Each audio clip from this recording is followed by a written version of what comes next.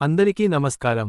Karnataka examination authority అంటే KA ఆధ్వర్యంలో నిర్వహించనున్న కర్ణాటక కామన్ ఎంట్రన్స్ టెస్ట్ అంటే కీసెట్ -2026 పరీక్షలకు సంబంధించిన కీలక సూచనలు, మార్గదర్శకాలను కేఏ డైరెక్టర్ విడుదల చేశారు.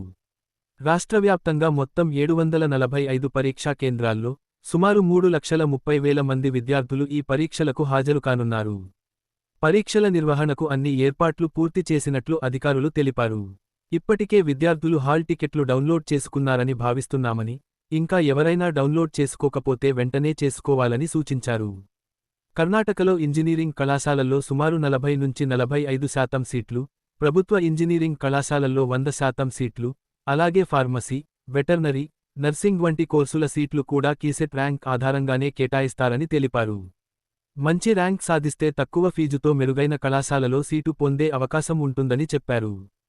కొంతమంది విద్యార్థులు 1 లేదా 2 సబ్జెక్టుల్లో ఫెయిల్ అయిన కారణంగా కీసెట్ రాయాలా వద్దా అనే సందిగ్ధంలో ఉండవచ్చని, అలాంటి వారు అసలు ఆందోళన చెందాల్సిన అవసరం లేదని స్పష్టం చేశారు. రెండో పీయూసీ రెండో పరీక్ష ఫలితాలను కూడా పరిగణనలోకి తీసుకుని కీసెట్ ర్యాంకులు ఇస్తామని తెలిపారు. అందువల్ల ప్రతి విద్యార్థి తప్పనిసరిగా కీసెట్ పరీక్ష రాయాలని విజ్ఞప్తి చేశారు. హాల్ టికెట్తో పాటు కొన్ని ముఖ్యమైన సూచనలు కూడా అందించామని, వాటిని కనీసం 10 నిమిషాల పాటు శ్రద్ధగా చదవాలని సూచించారు. అలా చేస్తే పరీక్ష సమయంలో ఎలాంటి గందరగోళం ఉండదన్నారు. హాల్ టికెట్ డౌన్లోడ్ చేసే సమయంలో ప్రాక్టీస్ ఓఎంఆర్ షీట్ కూడా ఇచ్చామని, విద్యార్థులు తప్పనిసరిగా ఇంట్లో కూర్చుని కనీసం అరగంట పాటు ఓఎంఆర్ బబ్లింగ్ ప్రాక్టీస్ చేయాలని తెలిపారు. కొంతమందికి ఓఎంఆర్ షీట్ అనుభవం ఉండకపోవచ్చని, అందుకే ముందుగా ప్రాక్టీస్ చేస్తే పరీక్ష సమయంలో టెన్షన్ తగ్గుతుందని చెప్పారు. అయితే ఆ ప్రాక్టీస్ ఓఎంఆర్ను పరీక్ష కేంద్రానికి తీసుకురావాల్సిన అవసరం లేదన్నారు. డ్రెస్ కోడ్ విషయంలో సోషల్ మీడియాలో వస్తున్న పుకార్లను నమ్మవద్దని సూచించారు.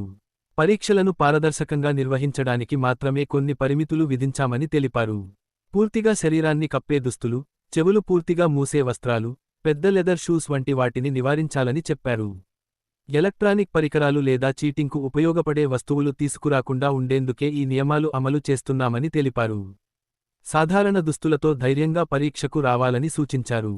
హాల్ టికెట్పై ఉన్న క్యూఆర్ కోడ్ను పరీక్ష కేంద్రంలో వాలంటీర్లు స్కాన్ చేస్తారని, విద్యార్థి అప్లికేషన్ సమయంలో అప్లోడ్ చేసిన ఫోటోను పరీక్ష కేంద్రంలో తీసే లైవ్ ఫోటోతో పోల్చి ధృవీకరించిన తర్వాత మాత్రమే లోపలికి అనుమతిస్తామని తెలిపారు. ఇతరుల స్థానంలో ఎవరూ పరీక్ష రాయకుండా ఉండేందుకే ఈ బయోమెట్రిక్ తరహా విధానాన్ని అమలు చేస్తున్నామని వివరించారు. అందువల్ల విద్యార్థులు చివరి నిమిషంలో కాకుండా ముందుగానే పరీక్ష కేంద్రానికి చేరుకోవాలని సూచించారు. హాల్ టికెట్లో ఇచ్చిన పరీక్షా కేంద్రం చిరునామాను ముందుగానే చెక్ చేసుకోవాలని తెలిపారు. కొన్ని కళాశాలల్లో వేర్వేరు బ్లాకులు ఉండవచ్చని, అందువల్ల పరీక్షా కేంద్రానికి ముందుగానే వెళ్లడం మంచిదని సూచించారు. దీనివల్ల టెన్షన్ తగ్గి, ప్రశాంతంగా పరీక్ష రాయగలరన్నారు. పరీక్ష కేంద్రానికి వాటర్ బాటిల్స్, బ్యాగులు, మొబైల్ ఫోన్లు, ఖరీదైన వస్తువులు తీసుకురావద్దని సూచించారు. తాగునీటి సౌకర్యం పరీక్ష కేంద్రాల్లోనే కల్పిస్తామని తెలిపారు.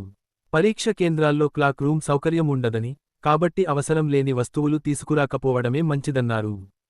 తల్లిదండ్రులు వచ్చినట్లయితే వారి వద్దే వస్తువులు ఉంచి పరీక్ష హాల్లోకి వెళ్లాలని సూచించారు.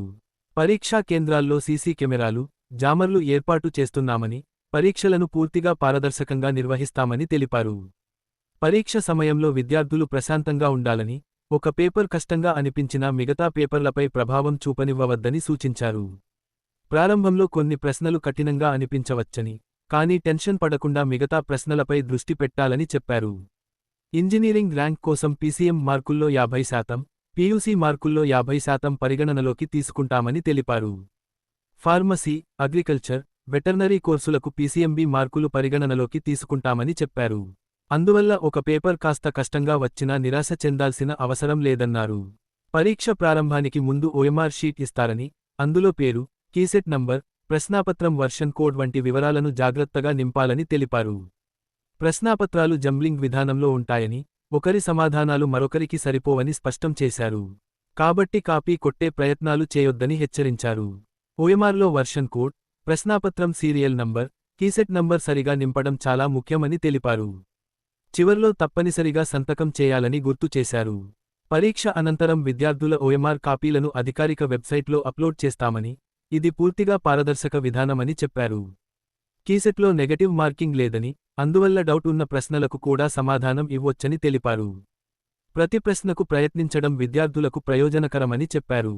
కొంతమంది విద్యార్థులు అగ్రికల్చర్ ప్రాక్టికల్ ఎగ్జామ్ లేదా ఇతర సర్టిఫికెట్లను అప్లికేషన్ సమయంలో అప్లోడ్ చేయలేదని ఫోన్ చేస్తున్నారని, అలాంటి వారు ఇప్పుడు టెన్షన్ పడవద్దని సూచించారు. మే 24వ తేదీ సాయంత్రం ఎడిట్ ఆప్షన్ అందుబాటులోకి తెస్తామని, అప్పట్లో అవసరమైన మార్పులు చేసుకోవచ్చని తెలిపారు. ప్రస్తుతం పూర్తిగా పరీక్షలపైనే దృష్టి పెట్టాలని సూచించారు. ప్రత్యేక కేటగిరీ విద్యార్థుల డాక్యుమెంట్ వెరిఫికేషన్ ప్రక్రియను కూడా త్వరలో ప్రారంభిస్తామని, దానికి సంబంధించిన టైం టేబుల్ను అధికారికంగా విడుదల చేస్తామని తెలిపారు. చివరగా, విద్యార్థులు, తల్లిదండ్రులు అందరూ సహకరించాలని, ప్రశాంతంగా పరీక్షలకు హాజరై మంచి ర్యాంకులు సాధించాలని కేఏ అధికారులు ఆకాంక్షించారు. ప్రతి విద్యార్థికి మంచి ర్యాంక్ వచ్చి, మంచి కళాశాలలో సీటు రావాలని ఆశిస్తూ శుభాకాంక్షలు తెలిపారు.